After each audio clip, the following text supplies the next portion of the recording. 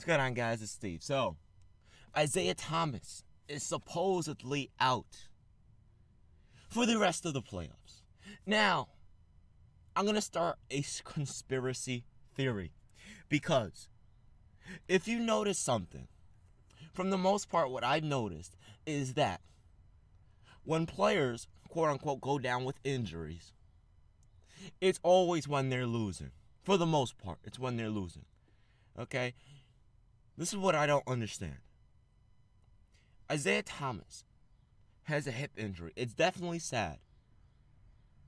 But isn't it kind of weird that it happens that when the Cleveland Cavaliers are up 2-0? Isn't that kind of strange that happens when the Cavaliers are up 2-0? Now, it's definitely sad. I don't feel for the Celtics because I absolutely hate the Celtics, and I always will hate the Celtics. It'll never, ever get better with me liking the Celtics, but I still have to be objective. Did the Boston Celtics stand a chance with Isaiah Thomas? No. I already said this back in the beginning of I almost said the beginning of the school year, like I'm still in high school. In the beginning of the NBA season, the only player that stands a chance against Lebron James in a best-of-7 is Carmelo Anthony. And Dwyane Wade, of course, but he's a little more out of his prime, but he can still perform. But the only player right now in the Eastern Conference that can compete with LeBron James in a best-of-7 would have been Carmelo Anthony. And I said that so many times, and people got upset at me saying, Steve, what the hell are you talking? Listen, it doesn't come down to how well your team is doing. It comes down to your experience, your level of play. Now, obviously, Carmelo Anthony is not as great as he once was. I'll admit that.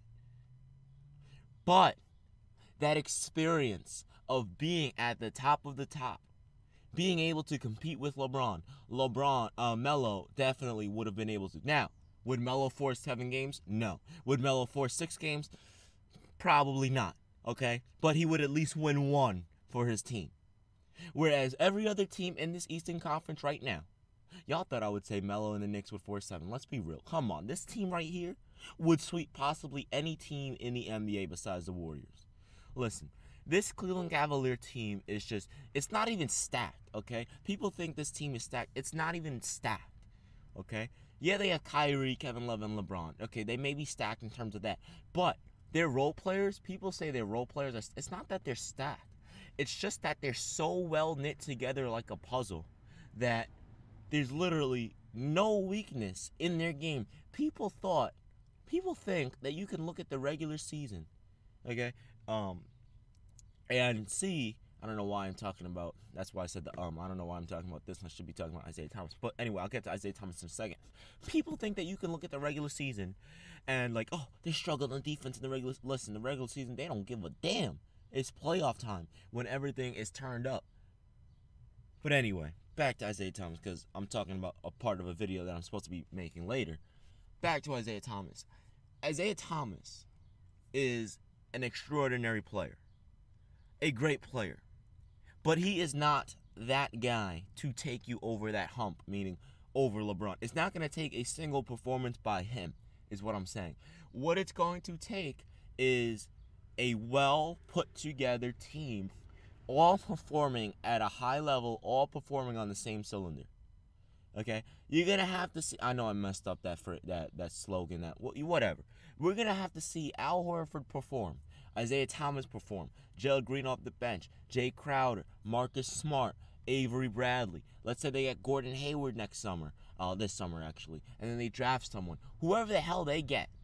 I'm leaning towards getting Gordon Hayward, going for like a forward/big man for the draft.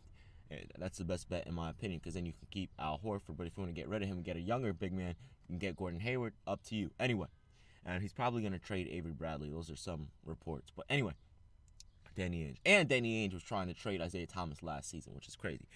Not the season that just finished, but 2015-16, not 16-17.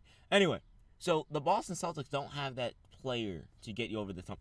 Pretty much what I'm saying is there are only 4 players in the league, and I've said this before, there are only 4 NBA players in the league, and people Now people will believe me. But when I first said it, people were like, Steve, what are you talking about? But it's proving to be true. There are only 4 NBA players in this league that can take you over that hump if they have a great team surrounding them. That's LeBron James, Carmelo Anthony, Kevin Durant, and Stephen Curry. Excuse me, 5. Kawhi Leonard. Kawhi Leonard is that guy. That I'll give him that. Whoo, boy, Kawhi is a beast. Kawhi Leonard. So Melo, LeBron, Kawhi, KD, and Steph. Now, is Melo still on the level of all of those players? Probably not. But he still can do what he does, okay? I don't even need to go in depth on it if you don't watch Knicks games night in and night out and see how atrocious this team... Listen, I don't know why I'm talking about the Knicks. At the end of the day, Isaiah Thomas, I feel bad for you, man. You had a great season, okay? A really good season. One of the best seasons any player has had this year. So I'll give you that. You're a great player. Are you that guy? I don't think so. You're probably going to have some help, whether it's Gordon Hayward. But still, you don't have to be that guy to win that championship. There's been teams that have won championships without having that guy. Like, look at the Detroit Pistons, okay? They had Chauncey, Richard Hamilton. They had Rasheed Wallace, Tayshaun Prince, okay? They had, who else? Ben Wallace. None of those players were NBA superstars. They were some all-star players. They weren't that guy. They were just all well-knit together. All of those players are like second and third options on championship teams. But since they were all on the same team, they worked together and won a championship. In a competitive era, they beat the Lakers.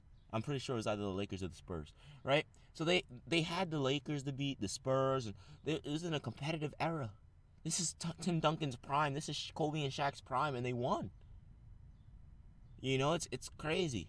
I'm pretty sure they beat the Lakers in 2004. So, it's ridiculous, man. Celtics, just keep your team together. Don't trade anyone away because you lost and you got destroyed. Trust me. Just get Gordon Hayward and get someone else. The future of the Boston Celtics is bright. It's been your man, Steve. I'm out. Peace.